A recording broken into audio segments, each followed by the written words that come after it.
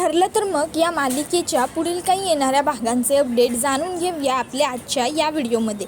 चला तर मग प्रेक्षकांना सुरुवात करूया आपल्या व्हिडिओला. तर आपण इथे पाहणार आहोत की कशा पद्धतीने आता अर्जुनला एक खूप मोठा धक्का बसणार आहे आणि जो की नागराज देणार आहे आणि ते असणार आहे प्रियाकडनं सुभेदार आणि किल्लेदार यांना सरप्राईज. आता नेमकं कुठलं असं सरप्राईज आहे जे चक्क प्रिया देणार आहे, ते सुद्धा किल्लेदार आणि सुभेदार ह्या दोन्ही फॅमिलींना. आता नेमकं काय घडतं ह्या सगळ्याचे अपडेट बघूया. तर इथे आता जो नागोबा असतो त्याचं असं म्हणणं असतं की मला आता इथे जेलमध्ये किंवा या हॉस्पिटलमध्ये राहायचं नाही आहे, आता मला इकडनं बाहेर पडायला हवं. जेव्हा मी इकडनं बाहेर पडेन तेव्हाच पुढची सगळी सूत्र मी अगदी व्यवस्थितपणे चालवू शकेन. पण इकडनं बाहेर पडण्यासाठी मला काहीतरी ठोस कारण पाहिजे. कसा बाहेर पडू?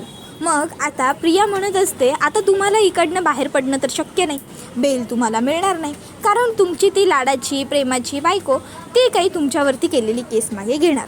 मग ह्या सगळ्यामध्ये जर तुम्हाला कोणी बाहेर काढू शकणार असेल तर ती एकमेव व्यक्ती कोण आहे?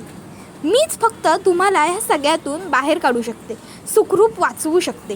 आणि जर तुम्हाला वाचवायचं असेल मला, तर त्यासाठी माझ्याकडे एक जबरदस्त प्लॅन आहे. त्यावर नागराज तिला विचारतो की नक्की काय प्लॅन आहे तुझ्याकडे?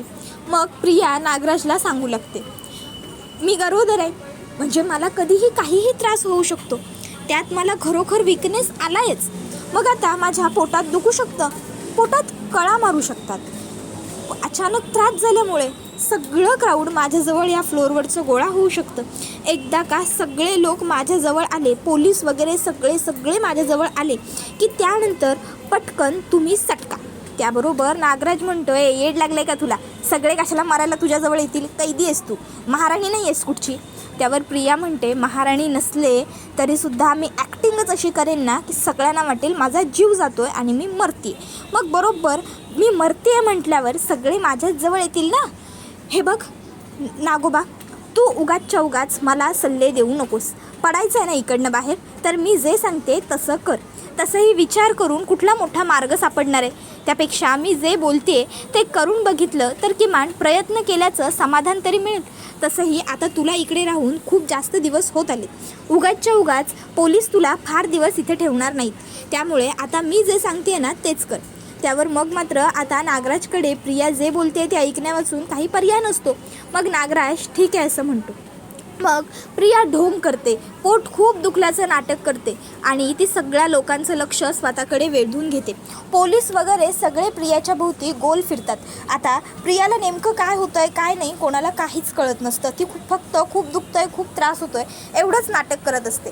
नागोबा विचार करतो, अरे यार काय नाटक करते यार ही पोरगी, खरंच मानलं पाहिजे, बेस्ट ॲक्ट्रेसचा ॲवॉर्डच दिला पाहिजे हिला. आणि मग आता नागोबा तिकडनं निघून जातो.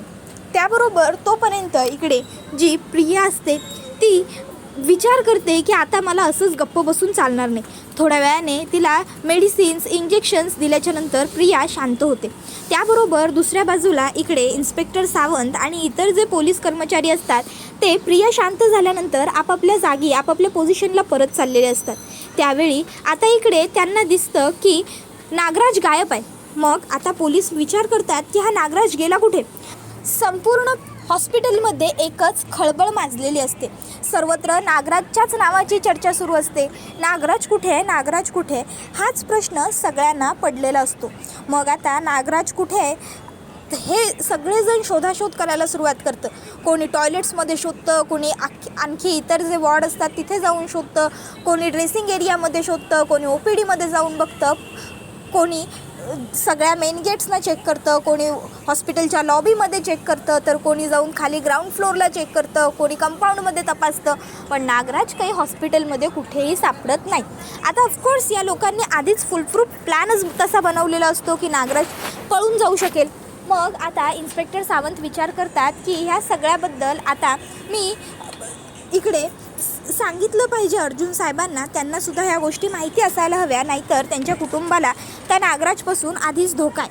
मग अर्जुनला इन्स्पेक्टर सावंत फोन करतात आणि नागराज हॉस्पिटलमधून पळून गेला आहे असं सांगतात. त्याबरोबर अर्जुन म्हणतो, काय हॉस्पिटलमधून?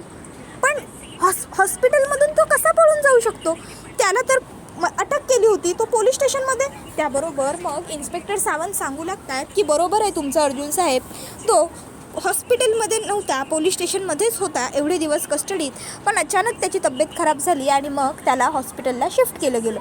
आता हे ऐकून अर्जुनला खूपच मोठा धक्का बसलेला असतो. अर्जुन विचार करतो, हे कसं शक्य आहे? एकाच वेळी प्रिया आणि नागराज दोघांचीही तब्येत कशी खराब झाली असेल? याचा अर्थ नक्कीच हे काहीतरी खूप मोठं षडयंत्र आहे. नेमकं प्रिया आणि महिपतचं, नागराजचं काहीतरी सुरू आहे आणि त्यात तो महिपत, तो सुद्धा बुवा बाबा बनलेला आहे. नक्कीच काहीतरी गोड बंगाल आहे. काय सुरू आहे ह्या सगळ्यांचं हे शोधून काढायला हवं. त्याआधी मला सायलीला सेफ ठेवायला हवं आणि माझ्या फॅमिलीला सुद्धा.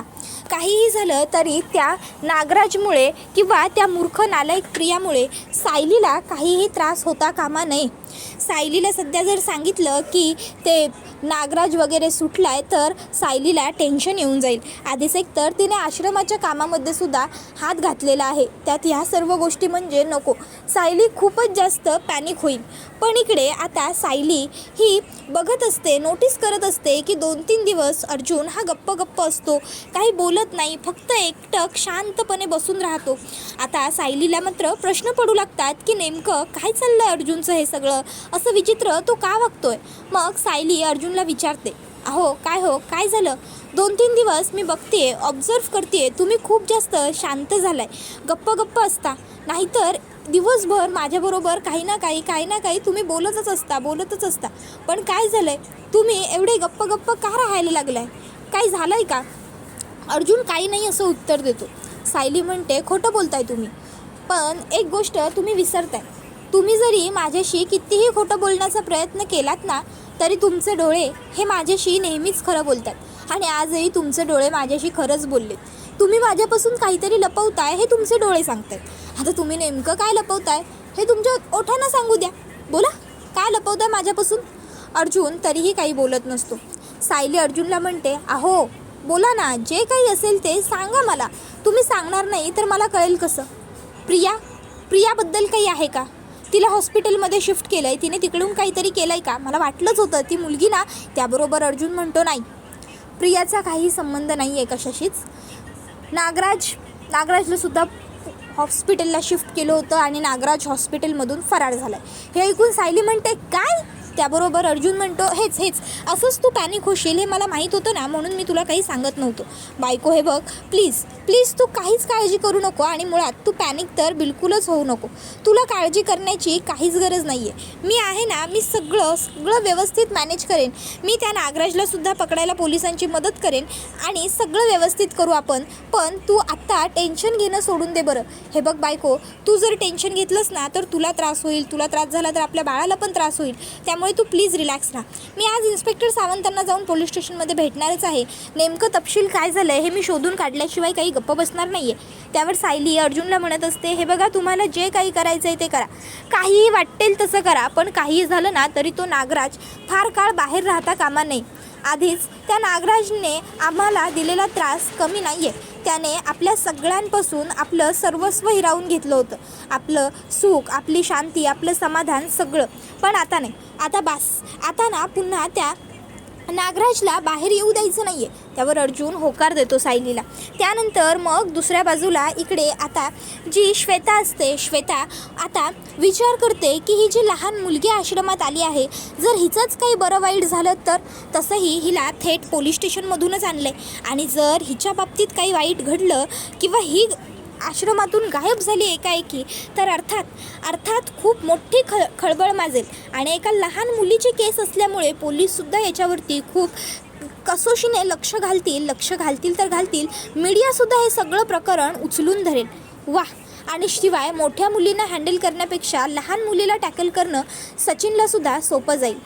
पण ह्या मुलीच्याकडनं हिच्याबद्दलची सगळी माहिती मी काढून तरी कशी घेऊ? ही तर कोणाबरोबरच काहीच बोलायला तयार नाही आहे, ना कोणाचं काही समजून घ्यायला तयार आहे. पण काहीही करून मला हिच्याबद्दलची माहिती काढून घ्यावी लागेल. काय करू? हिच्याबरोबर कशी बोलू? कसं हिला समजू? हिला कशी माझ्या बाजूने करून घेऊ? या विचारांमध्ये आता श्वेता मग्न असते. इतक्यात कुसुमताई श्वेताला विचारते, श्वेता, काय गं, लक्ष कुठे आहे तुझं? श्वेता त्या मुलीकडे एकटक बघत असते.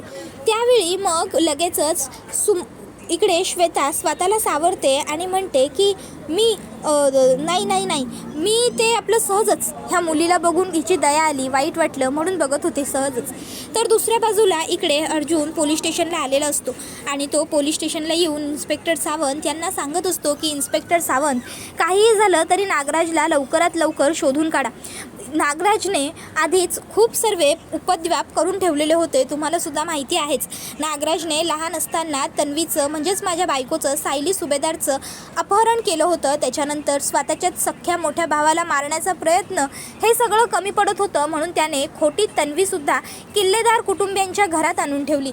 आणि आता जर तो पुन्हा बाहेर मोकाट सुटला तर तो पुन्हा आणखीन काहीतरी कांड करतच राहील, तो आणखीन काहीतरी उपद्व्याप वाढवेल. म्हणून मी तुम्हा सगळ्यांना रिक्वेस्ट करतोय, इन्स्पेक्टर साहेब प्लीज या सर्व प्रकरणाची कसून चौकशी करा आणि हे सगळं प्रकरण लवकरात लवकर उघडकीस आणा.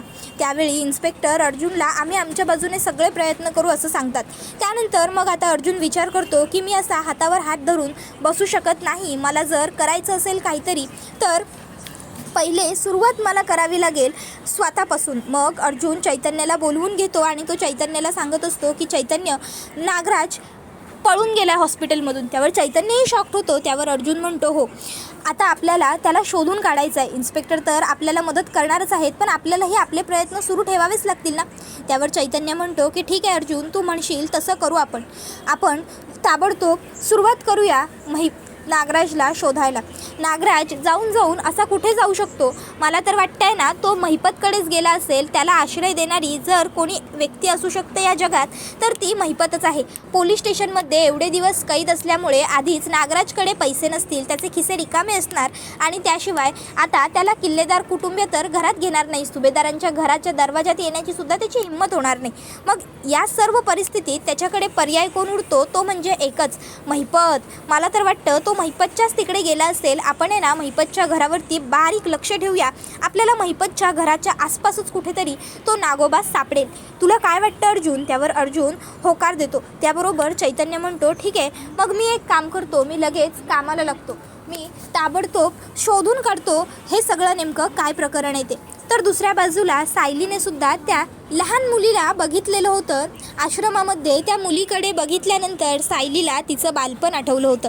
सायली आता आरशात बघत असते आणि ती म्हणत असते, आज त्या चिमुरडीला बघून मला एका क्षणासाठी का होईना पण माझ्याच बालपणाची पुन्हा एकदा आठवण झाली. पण माझ्या बाबतीत जे घडलं ते तिच्या बाबतीत मी नाही घडू देणार. जर खरोखर ती चुकून तिच्या आईवडिलांपासून हायवेला हरवली गेलेली असेल तर मी नक्की लवकरात लवकर काहीही करून तिचे आणि तिच्या आईबाबांची भेट घालून देईन आणि तिला पुन्हा तिच्या कुटुंबियांबरोबर पाठवून देईन. ज्या सुखासाठी, ज्या आयुष्यासाठी, ज्या आनंदासाठी, ज्या आईबाबांसाठी मी आयुष्यभर तळमळत राहिले, तडफडत राहिले, मी कायम विचार करत राहिले माझे आईबाबा कोण असतील, तो सर्व त्रास मी त्या मुलीला सहन करू नाही देणार. काहीही झालं तरी मी माझ्या आईबाबांना शोधायला जितके एफर्ट्स घेतले तितकेच एफर्ट्स मी त्या मुलीच्या आईबाबांना शोधायला सुद्धा देणार आहे. मी एक काम करते, मी यांच्याशी सुद्धा बोलते. यांनी जसा माझा फोटो सर्क्युलेट केला होता, माझ्याबद्दलची माहिती जशी गोळा केली होती तशीच मी यांना त्या मुलीबद्दलची माहितीसुद्धा गोळा करायला सांगते. म्हणजे कदाचित काहीतरी कळेल आम्हाला. मे बी जसं माझ्याबद्दल बाबांनी शोधण्याचा प्रयत्न केला होता तसंच त्या मुलीचे आईवडीलसुद्धा त्या मुलीबद्दल माहिती शोधत असतील. आणि मग सायली प्रार्थना करते, देवी आई जसे मला माझे आईबाबा मिळवून दिलेस तसेच त्या लहान मुलीला तिचेसुद्धा आईबाबा मिळवून दे. माझ्यावर प्रेम करण्यासाठी मधुभाऊ होते म्हणून मला कधी माझ्या आईबाबांची कमी जाणवली नाही. अर्थात त्या मुलीलासुद्धा आम्ही कोणी तिच्या आईवडिलांची कमी जाणवू देणार नाही, पण शेवटी जी त्यांची जागा आहे ती आम्ही कोणीच घेऊ शकणार नाही. जर खरोखर ती मुलगी चुकून तिच्या आईबाबांपासून दुरावली असेल तर तिला तिचे आईवडील लवकरात लवकर सापडू देत अशी प्रार्थना ती करत असते. त्यानंतर मग ती तिच्या पोटावरून हात फिरवते आणि म्हणत असते, खरंच किती नशीबवान असतात ती मुलं ज्यांच्याकडे त्यांची खूप काळजी करणारे आईवडील असतात. नाहीतर माझ्याकडे सुद्धा माझे आईबाबा आहेतच की, पण जेव्हा मला त्यांची सगळ्यात जास्त गरज होती तेव्हा मी त्यांच्याजवळ नव्हते. पण सुदैवाने जेव्हा आज त्यांच्या म्हातारपणात त्यांना माझी गरज आहे तेव्हा मी त्यांच्याजवळ आहे. खरंच माझे आईबाबा मला परत मिळाले ह्यासाठी मी खूप खुश आहे. माझ्या इतकी आनंदी, नशीबवान, सुखी मुलगी या जगात कोणी नाही असं आत्ता मला वाटतंय. त्याबरोबर हा व्हिडिओ इथेच संपतो. व्हिडिओ आवडला असेल तर व्हिडिओला लाईक करा, चॅनलवर नवीन असाल तर चॅनलला सबस्क्राईब करा आणि बेल आयकॉन आठवणीने प्रेस करा, जेणेकरून तुम्हाला पुढच्या प्रत्येक व्हिडिओचं नोटिफिकेशन मिळत जाईल आणि सर्व व्हिडिओंचा आनंद घेता